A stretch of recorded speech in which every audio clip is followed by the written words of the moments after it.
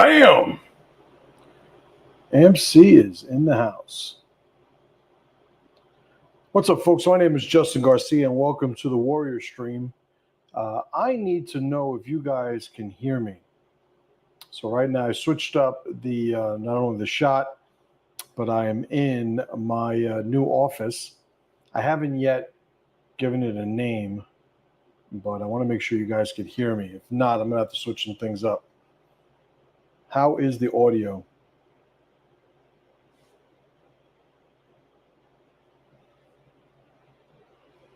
All right, what's up, Jesse, Johnny Groove, Yarn Saxa, Corey? Good to see you guys. Somebody give me some feedback on how the audio is right now. What's up, Jamie? All right. Is there a huge amount of background noise that you guys can detect?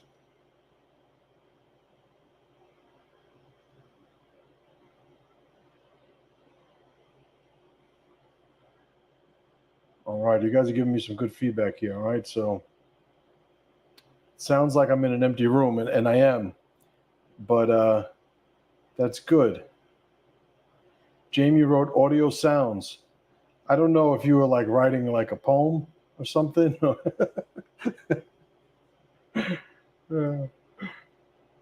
A little white noise in the background, not bad. All right. Yeah, I will continue to improve it.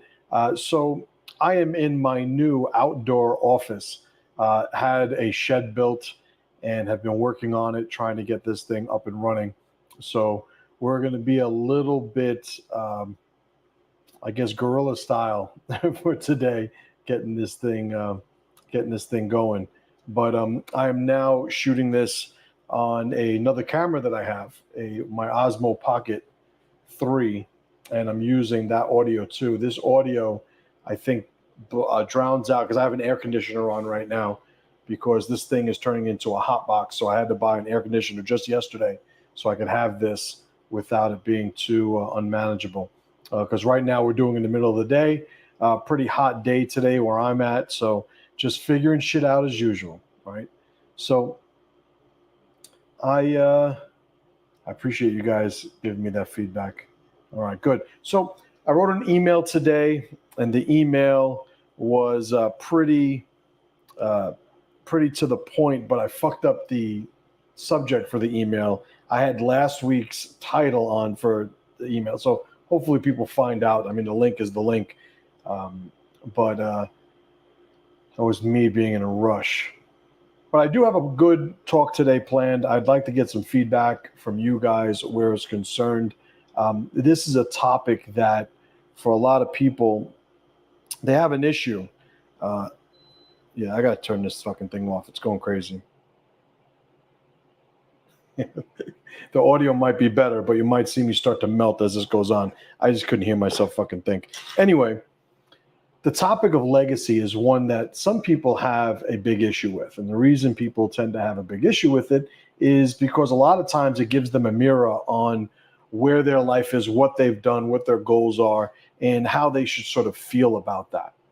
You know, looking up the etymology of the word legacy, yes, I think it was yesterday during the day, you start to see that the idea of a mission and having people make sure they, complete the mission starts to take shape. This idea of legacy is connected to the notion that there is something that should be accomplished. And as I do it, and as I may be unable to continue myself, I continue a sort of contingent in the direction of the completion of that mission. And I think therein lies my, what I would say, relationship with what legacy is. I'm somebody who, and you guys know, as I was talking to my mastermind group earlier, talking about how difficult it is for me to be around people who use a lot of weak language or who have a lot of weak mannerisms.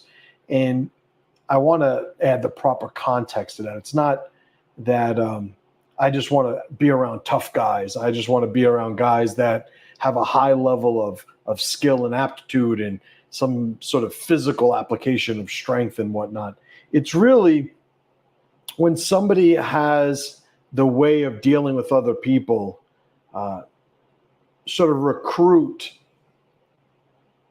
pity or recruit assistance or recruit some sort of acknowledgement that they are lesser. It's like when somebody looks to always get to the back of the line in a certain social situation. It's distracting for me at this point, only because I've done so much work over the years to make sure that that isn't the case. So I think worth noting is I'm not talking about championing anything that I haven't been deficient in at one point in my life as well. The problem when I look at, that sort of concept applied or overlaid on the idea of what a legacy is going to be, it really starts to tell the story of a mission that is bigger than the individual's state in the moment, a mission that's bigger than the individual's stage at the current level of development. It's something that transcends that. We're looking to sort of set things in motion that will continue the process that we're looking to connect ourselves to. So for me, legacy has always been one of two missions. Like if you guys follow me for a while, I've always stated that I have two missions in life: a strong legacy and a good death. The first part is what we're going to be addressing today. To sort of just quickly summarize the good death, it's like in the moment when this life is over, who am I in that moment? How do I conduct myself in that moment? So when I say a good death, it is, am I somebody who's scratching and clawing to sort of not let it end? Or am I somebody who looks back on my life and said, you know what, that whole thing was a win? So it's in that final moment, that final exchange, that final interaction, that's where the good death applies to. When I talk about a strong legacy, though, it is really getting into what I've been talking about so far. So if you're an individual who believes in accommodating yourself, accumulating things, making your life more convenient in some way, I would say that should only ever be one side of the coin. What do I mean by that? If you're an individual who your car breaks down, right? You got to sort of fix your car to get it functional again. My wife right now, she has a Freon leak in the air conditioner in her truck, and she's got to get it fixed. That's something that needs to be done because of just how difficult it is to maintain the functional mission without that being done. So when we talk about convenience, there is a utility to convenience that I would advocate for an individual to consider. Why am I making this more comfortable? I should be making it more comfortable because that level of comfort allows me access to that much more accomplishment in terms of pursuing my mission. I am not somebody who subscribes to the notion that we should seek comfort just for comfort's sake. In my house, we don't have air conditioning, which you could see, on one hand, you could say, oh, well, that's kind of fucked up. You got an air conditioner in your office, you don't even have it in your house. But I will say, being that what just happened, I turned the air conditioner off because I felt like it was sabotaging my ability to do this live stream. It would be a lot more comfortable if I had just kept it on. The mission is what matters. Not that I'm not going to try and resolve this before the next show, but again, it's why is everybody looking to be comfortable just for comfort's sake? I'll say, the mindset is born from a relationship with reality that throughout mankind's existence has always been overwhelmingly uncomfortable. It's always been overwhelmingly chaotic and painful and stressful and inconsistent and unreliable. And I think, the priority or even the premium that people place on comfort is really born from a relationship with reality that kind of rationalized that. It was kind of thinking pragmatically to seek comfort for the majority of mankind's existence. But we're at the point now where we all exist in the aquarium. We all exist in this artificial framework that has been constructed for us to allow us to be, more productive, to allow us to be a little bit more harmonized in our efforts, but we still cannot ignore the fact that it is an artificial lens through which we receive our information that ultimately dictates how we lead our lives, how we live our lives. Right now, you can go to any urban environment in the in the world, and you will find people who have these paradoxes of success. The person who is severely overweight because they become so financially successful. The person who is on their fourth marriage because their professional endeavors monopolize their time to the point where they were successful here yet deficient there. All of these paradoxes exist as what I've used the phrase before, symptoms of surplus. In the aquarium, there are surpluses everywhere. And because people cling on to access to these surpluses without any regard for the big picture, getting access to these surpluses is often paid for in an individual sense of balance, right? So I don't know if you guys saw earlier in the week, it's become somewhat viral, and I'm not going to jump on this dude's reputation or anything like that, but there's a guy named Wes Watson who had a sort of bad day, on stage at some event he was at.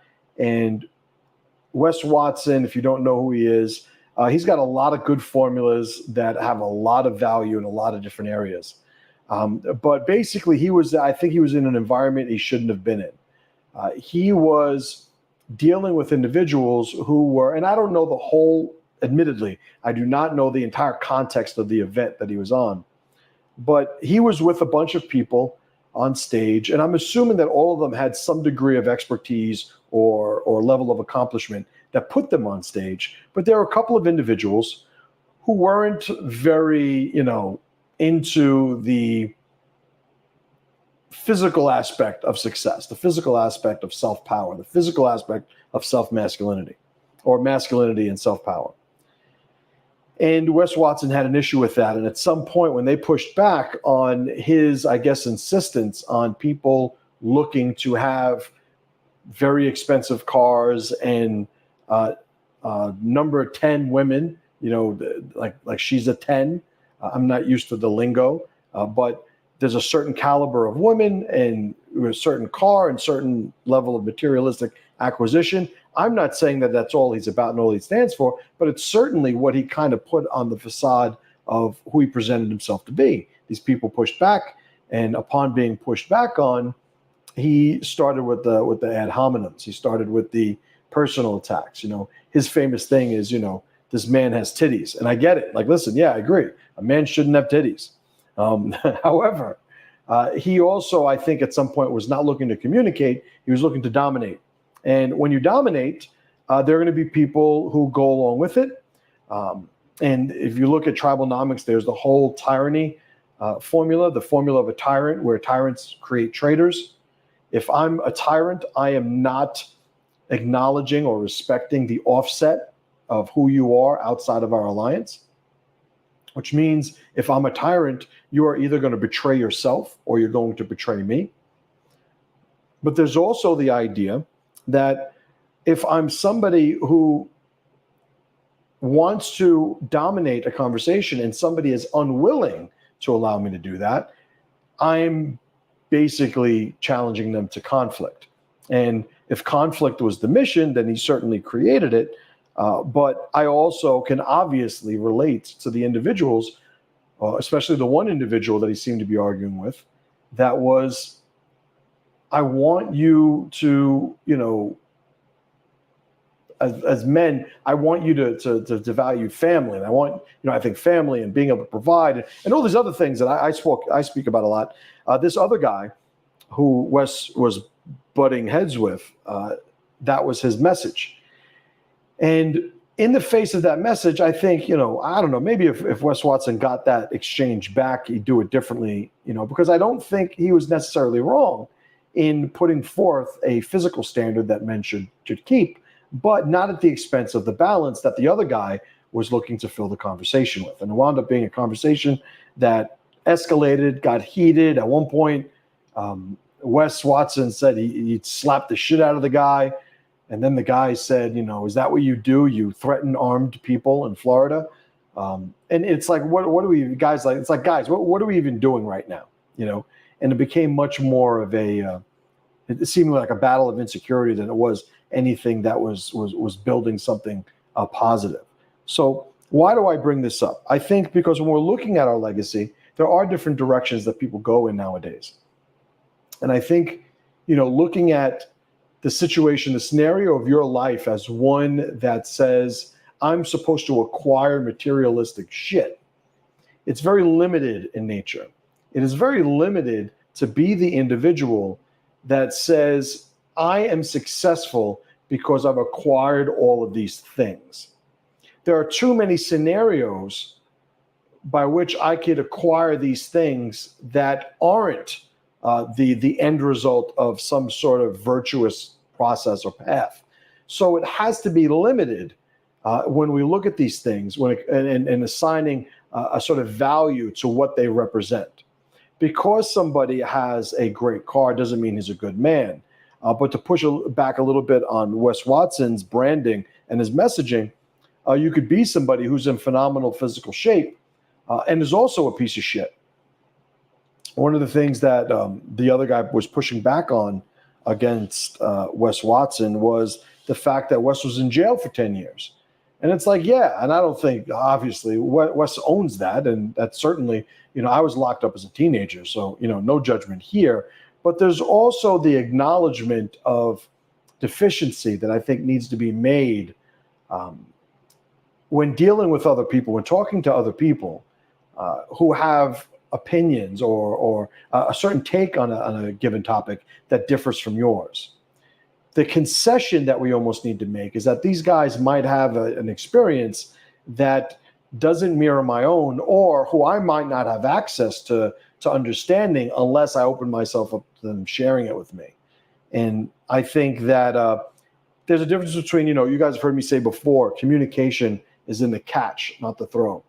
If I'm at an event and I'm speaking to a group and I'm trying to communicate my ideas and maybe advocate for, my philosophy and the systems that I use, I also have to acknowledge that everybody's on their own rung of their own ladder, and I'm going to have to pressure them relative to where they are on the ladder. Now, again, this is operating under the premise that I actually want to communicate effectively with them. If I'm somebody who, there are certain people who on certain extremes in both directions of the political spectrum that I don't care if what I say resonates with them because I don't have enough bandwidth nor interest to really communicate with them effectively. And so I don't make any accommodations for them to understand what it is that I'm talking about. So obviously, Wes Watson or even the other guys that were on that stage, they don't have to accommodate anybody there. So really, it just comes down to what was the mission. If your mission was to spread your message, to maybe recruit new allies, maybe new followers for your content, then it is a mission where you're trying to connect and communicate with people just to some extent. I think when you look at that event, though, and listen, somebody could put the link to some version of the event, in the comments. I'm not going to go and find it now. It was just viral a couple of days ago. And I saw it all over the place, so I figured I'd comment on it. I don't want somebody to sort of look at two men arguing and think that, okay, there's a fence between these two guys, and I need to jump on one side or the other. I don't think we do all the work we're capable of if that's the way we look at conflict. I think it's really breaking down where we are in the context of this thing. And legacy is something that I think extends that mission.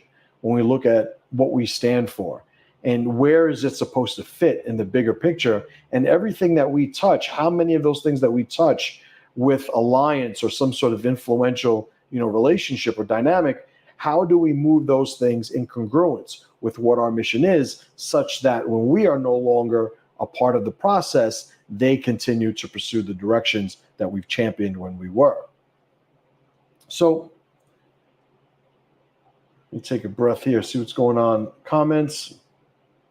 Cherrytown Vibe asks if I'm on vacation. or if I'm in vacation. No, I had an office built outside of my home on my property, and that's where I'm at now. And we're still doing a bunch of construction and stuff. This is my wife's work, by the way. She framed these windows and is doing all this spackling and all that stuff. I'm not necessarily skilled at that, certainly not at her level. So she's been doing that. The echo is because I am in an empty shell of a room, and the more I start decorating the walls and putting things up, and there might be some soundproofing specific stuff that I put up to get the echo out of the air. But it's just a process. Like right behind my monitor and the camera, there's a work table, there is paint and saws and everything up, but it seems pretty cool. It seems pretty cool so far. All right. Judge Avam says, thanks, Ms. Garcia. And hell yeah, it's hot today. I came out to lay in the sun and bake. Casetas, what's up, brother, man? Good to see you. Mad Guardian says aquarium or terrarium. You know, maybe a little bit of both. I'm going to go with aquarium because if it's ever like listed on different models, it's an A, so it'll be at the top of the list. Corey writes, they build window units well enough that you could turn them on and off as you need them, which is partly why they come with a remote control. I think people who work in offices have the same issue, and that's pretty much what I literally put the air conditioner in the window 5 minutes before this show today. So probably should have put it in a little sooner to let it cool off the room. But I'm also somebody who is like just obsessed with metrics sometimes. So I have my infrared thermometer and I'm looking at the hot spots in the room and the change. When I get here in the morning, the darkest corner in my office here is usually in the low 50s. It was this morning it was 51. It got to the point where it was like I had to put on a hoodie. It was so cool this morning. But now that same corner is 86 degrees. So it's gotten a little hotter. So we insulated everything, and it's a process. But like, listen, I'll live. Mad Guardian writes, materialism seems to be just another form of hedonism, often leading to a nihilistic existential crisis. That's right. It's it's hard to sustain yourself when all you want to do is eat fucking ice cream, so to speak. And I think that is what a lot of people disconnect from. And the reason it happens, and I've spoken on this topic before, the reason why people become so materialistic over time is that our current society does not have a feedback loop that is short enough for people to sort of make the associations of what is valuable action and what isn't. So people will accumulate wealth, materialistic wealth, in this aquarium type scenario and never be told that it's something bad, never be told, like even our medical system, just as an example of this, an application of this concept, you're somebody who doesn't have good eating habits, you become unhealthy, you go to a doctor, the doctor looks to put you on medication to address the symptoms that you're experiencing. But obviously none of the sort of holistic or root cause type levels of scale that will ultimately do away with these bad outcomes that we're experiencing. So in the aquarium, everything in our aquarium is sort of like a collective agreement of how we're all choosing to live. And that is offset from how nature has designed us to live. And it's not to say we're just supposed to live like wearing loincloths and running through the woods or anything like that. But this is always going to be the balance that we need to maintain as a society. And when I look at people who are multi-generational, in city environments, they're the third, fourth, fifth generation that's lived in the city. They are creatures of that city and they have superpowers in that city, but you take them out of that city and a lot of times they're damn near useless, So one of the things, for example, I wanted my children to learn, I had to ask myself, do I want to prioritize them being street and city savvy, or do I want them to have a relationship with nature and what it's like being by yourself in a natural setting, and what it's like to physically get outside and work with good air and experiencing the seasons more intimately than you tend to when you're in an urban environment. Like I had to make that decision. My wife and I decided to move out where we are now. what's the cost for that? Well, one of the costs for that is, a lot of times I bring my kids to the Bronx, and you could tell they're not of the Bronx. They're not naturally assimilating to the environment. But again, that's not something that I think is going to pull them away from where they're heading in their lives, more so than it would be if they were limited to the outlook that a city type environment gives somebody. I think there's a bunch of different areas in the country right now that are experiencing this migration from urban environments into more suburban or even rural environments.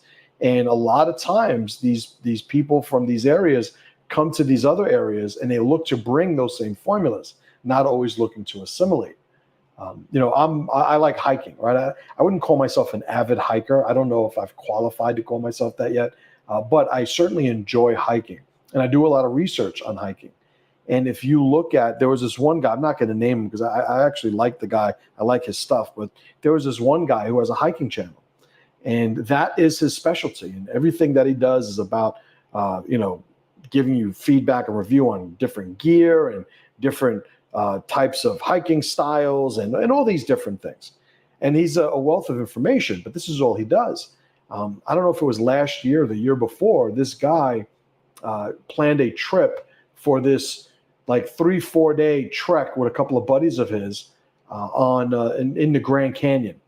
And while engaging the route that he prepared for and showed up, he got rhabdo and wound up having to get rushed to a hospital. I think he spent a week recovering from rhabdo, which is when your body becomes, and I'm not going to sound like a doctor here, but your body becomes your kidney can't keep up with the amount of stress, that your body's going through. So it starts actually breaking down muscle to sustain itself.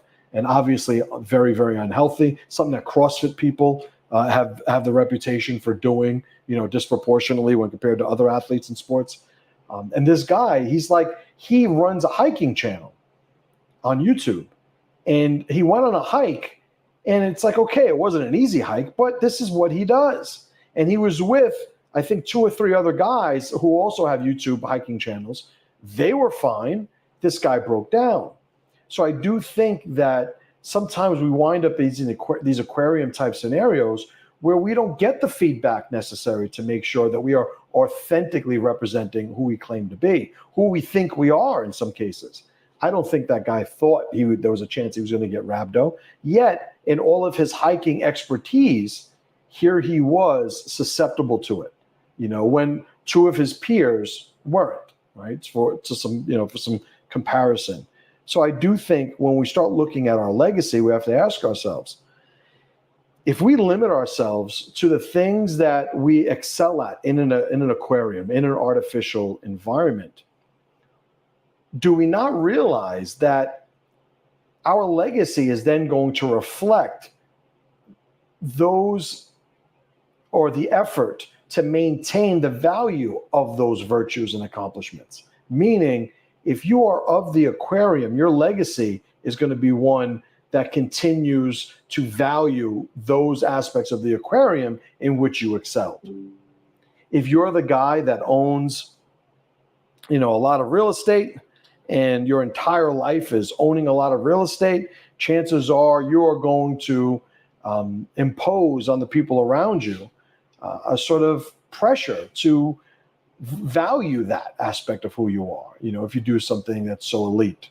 I don't know what it's like to be a professional athlete, let's say a professional football player or a baseball player, and your entire life, let's say baseball player, your entire life is getting worshiped by these fans of baseball, having a skill set that obviously is very high level and unique, but being worshiped by people every day of your life. What happens when, you're around a bunch of people that think baseball is a waste of time? Think baseball is I don't have time to do that. Go and watch other people play a sport. Yeah, I work too much. I do things with my children. I have things I'm doing. What if you're what happens when you take an individual whose entire life is built to master that specific aquarium, and he's around people who don't add any value to any of the things that he has that he thought was worth something? And I don't know, it's more of a rhetorical question. I think some guys go one way, some go another. When you look at Hollywood actors, those that are more traditional or even conservative leaning, they tend to be disconnected, sometimes blacklisted from some of the major studios and some of the bigger projects in Hollywood, because they're not playing ball, because they don't really value those things that the other members have agreed to value in that specific aquarium. So if I'm talking about legacy, the title of today's talk is A Legacy Built on Strength. I think that's ultimately what I advocate for. I think an individual needs to be strong. I think an individual needs to look at the stressors in front of him, and if they are making him deficient, if he finds himself unable to continue moving because of the level of the stress, I'm always going to advocate for him investing in himself to become strong enough to be able to traverse these obstacles. Where I think there's always going to be an alternative in the form of an aquarium that doesn't have that particular stressor at that particular level. It's always going to be easier and convenient to move away from pressure in a large enough scaled aquarium, in a large enough scaled artificial environment, right?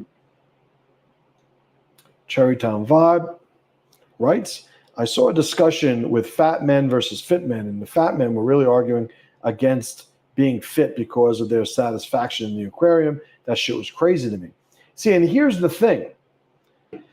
The whole idea of it is to develop a value system and a set of standards that are disconnected from any aquarium, first and foremost. I'm always going to say one should be in shape because one should be in shape, because it is, I've used the phrase, honoring the machine. If we look at our body as the machine with which we navigate our lives, well, keeping it fit, keeping it mobile, keeping it functional is a form of gratitude where that's concerned. Your body, your healthy, moving body, your functional body represents an opportunity to use it. And I would honor that opportunity by looking to continuously invest in my body and its capabilities. So when you have people that have so much of one thing that they argue that something to achieve balance is less of a concern of theirs, these are masters of the aquarium, right? And that's what you'll see at a high level. All right. What else is going on here? Did any of you guys see that argument between Wes Watson and the other guys that I was referring to?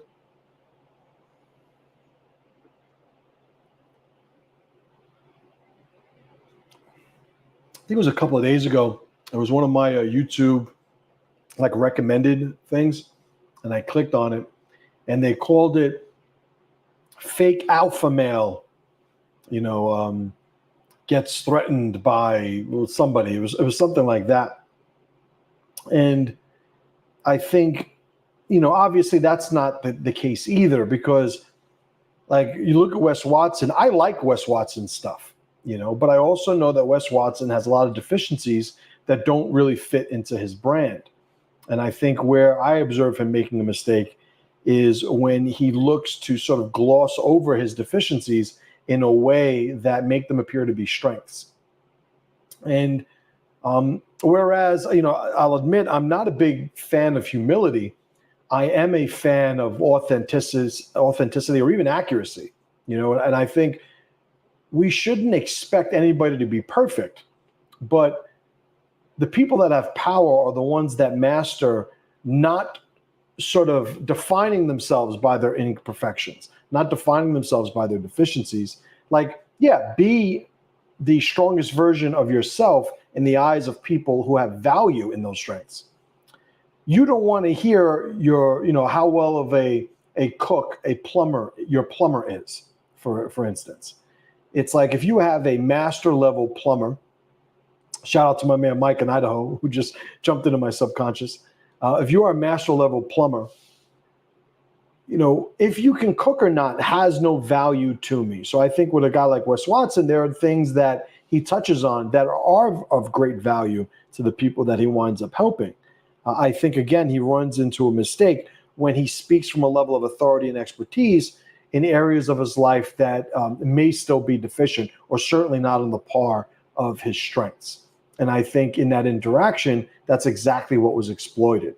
You had a couple of guys there that don't lift weights, that don't keep themselves physically fit, that really don't have that sort of physical relationship that a guy like Wes Watson does. And they were like, yeah, you know what? I'm a man because I take care of my family, because I'm a provider, because I'm somebody that, will make sure I take care of my obligations with the people that rely on me. And obviously, I sign off on that all day long. But that has nothing to do with the relationship that individual has with honoring his machine. And that's, I think, what was lost in the exchange.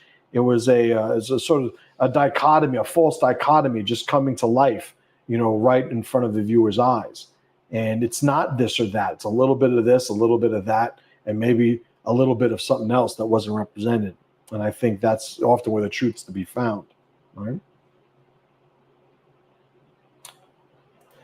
Corey says, I was recommended the Wes Watson video, but I didn't watch it. I thought he said a lot of good stuff when he first started his channel, but then he became too much of an e-celeb, and that's the price, It's funny you bring this up. I was on my mastermind call today, and one of the guys in the group, we were going over some email marketing and things like that. And he said he liked my emails lately because I've gotten back to like my core messaging. And I've taken out some of the sort of second level applications of what it is that I do. I'm the pressure guy. That's who I am. I'm the guy that helps men develop their mindset. And I have mastered some applications of what a strong mindset could do. But at my core, I'm the guy that sort of holds people accountable for inconsistencies in their philosophies. I'm the pressure guy. My emails for a while have been trying to go a level past that. And what I found and why I needed to get away from it, not that it wasn't working financially, but I started dealing with people that I didn't want to deal with. I started having to spend time around people that I didn't necessarily like, for lack of a better way of saying it.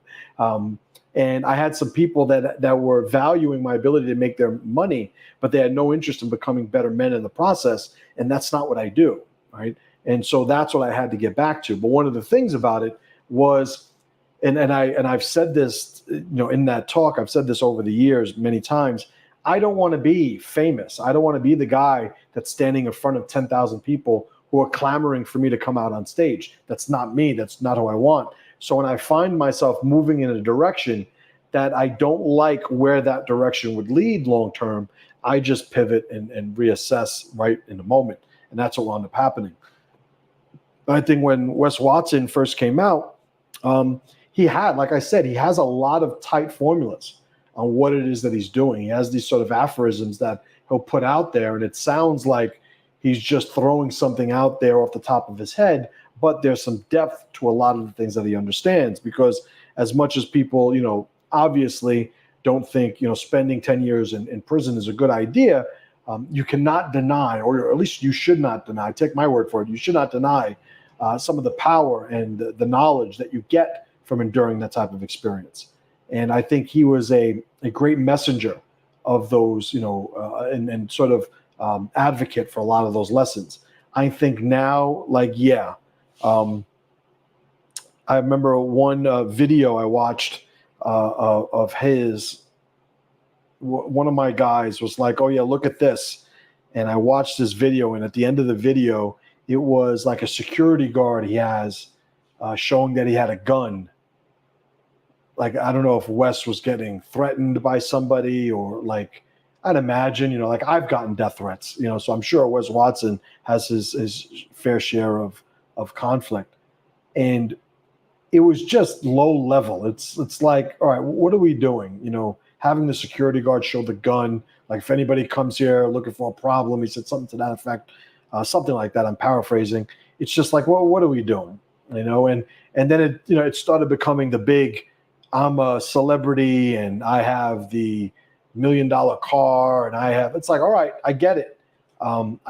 But like, there are a lot of people who don't want any of those things, and they're not wrong because they don't want those things. It's not weakness that tells them not to want those things, and that's, I think, where he's running into an issue. He just doesn't understand. I don't know if I want to say he doesn't understand. He doesn't want to connect with people who don't see the don't see his path as the only path. And, it's a way of niching down, so to speak, but you're going to run into problems, when you have that type of approach, when you're outside of your market, right? And I think when he caught himself on stage in that last thing, that was an example of that. Like, yeah, he probably never should have been on that stage with those people, because his message was never going to vibe with them. So it's like a Highlander scenario. It's like there could be only one. That is just how it wound up being, because that's all the direction that exchange could have taken, right?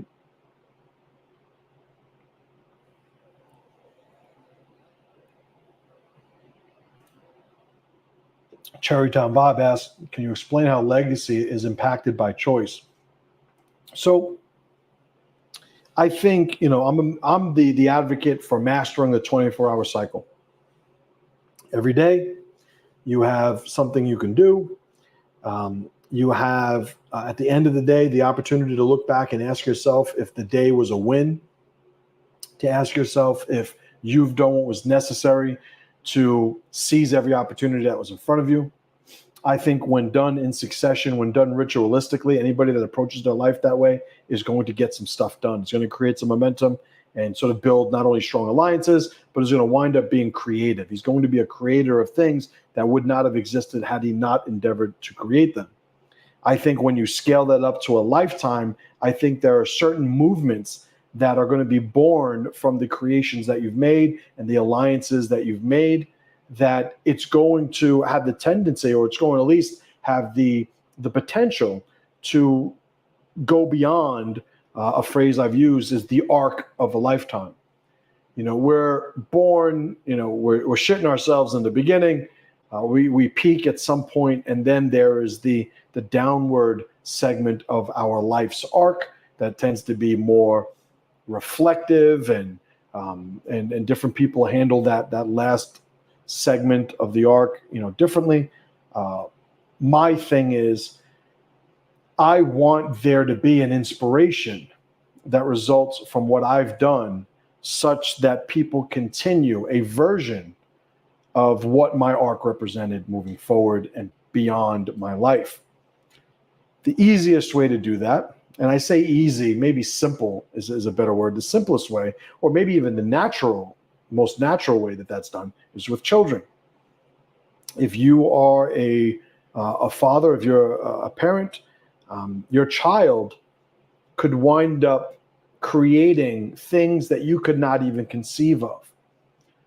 All you had to do was have the child and raise the child. So legacy is something that it's really, am I making choices that are scalable in my life? So the question was, how is legacy impacted by choice? If you are choosing to invest in missions that have no scalability, then you just have to acknowledge the inability for that arc to inspire or transition into any beyond your own. If you are somebody who is a master painter, and I'm not a student of art, so I could not even begin to tell you the criteria of what would be considered a masterpiece. But let's just say you are a creator of masterpieces, and you move into the woods, you find a cave, you spend the rest of your life in a cave painting what are considered objectively masterpiece level artworks. And nobody ever sees them, and the cave eventually collapses and nobody ever finds any of the things that you created. There's an argument that people would have whether or not it's a masterpiece or not, if there's nobody there to acknowledge it, if there's nobody there to benefit from it. And some people would say it is a masterpiece because it objectively met the criteria of what would be considered a masterpiece. There are other people that are going to say it has never been absorbed or consumed or connected to people that created the criteria for masterpiece, so it wouldn't ever be able to qualify for that label. I think it's ridiculous to even have the argument as to one or the other. I think my take was it's a masterpiece to whoever sees it, and whoever doesn't see it, it never even existed. Well, there are people's lives who their lives will never exist beyond their time alive, meaning everything that they've done in the course of their life, as soon as they're gone, pretty much so is the acknowledgement of their identity in any form. I don't think that there's anything inherently wrong with that, and that's sort of the point. I think there is a lack of strength that could have been built upon that is represented in that type of endeavor. It's like, okay, you can go live by yourself, enjoy a great life, and then die alone. And if you're happy with that, like, there's no real like judgment, or because I don't believe that there is this, this overarching catch-all universal playbook of morality of what's virtuous and what isn't.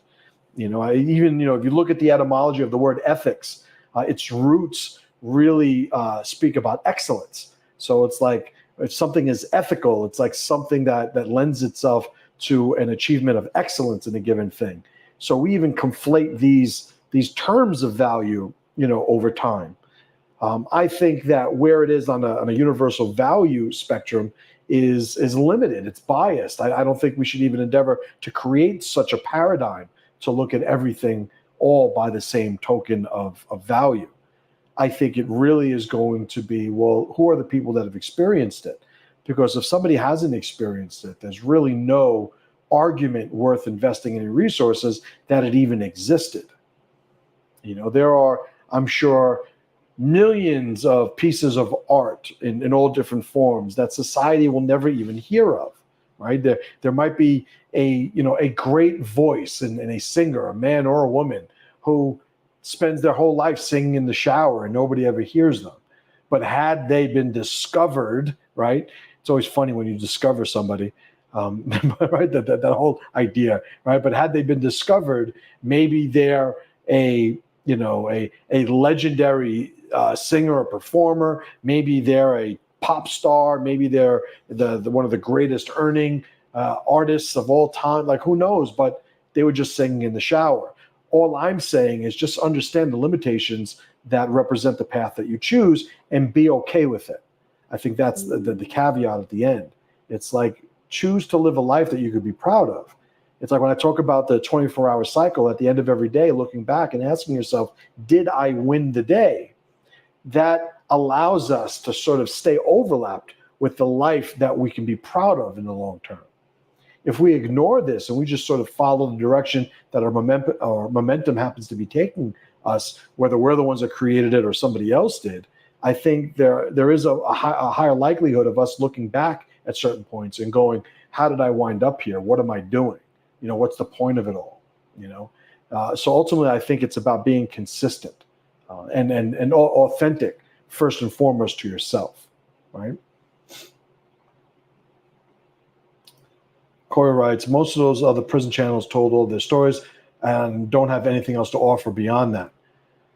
I agree. And you know what? The thing that I give Wes Watson a lot of credit for is he has discipline. And when you have somebody who's very disciplined, it represents the application of a mindset that people are going to be always able to benefit from. It's going to be inspiring to a lot of people to be able to see somebody that no matter what gets put in their way, they continue to move forward. It's proof of concept. It's modeled behavior at a minimum. So I think guys that have that type of discipline are going to have value. And I think that's one of the things that probably separated Wes from a lot of the other, prison channels, is that they were telling stories that were extremely interesting and very, foreign and alien to the average person watching. But once those stories are told, it's like, okay, what else? Or are you just going to tell another story that we've already heard in some other form? And I think that's what allowed him to transcend that. I just think that he's made some decisions that have allowed him to make a lot more money, but maybe have not proportionately added value to the messaging along with the income. All right, guys, let's stop it there. I got to say, I'm not visibly sweating through my shirt yet, but it is going to happen at any moment. So let's stop there. I appreciate you guys. I appreciate you guys hanging out with me. If you guys are not getting the Master Chim letter, which is my email You can go to masterchim.com. There's going to be a link at the bottom of the screen. There's also, oh man, I just had White Boy Pat. I forgot my own link that I told him to do. All right, if you go to masterchim.com/email, you will go right to the opt-in page for my email list. Sending an email every single morning. They've been a little spicy lately. I told you one of my guys in my mastermind group told me he appreciated the messaging, getting back to the one that he sort of entered the world of Master Chim with. So I look forward to you guys joining. And I'll be here next week. Appreciate you all. And as always, brothers and sisters, pressure to power.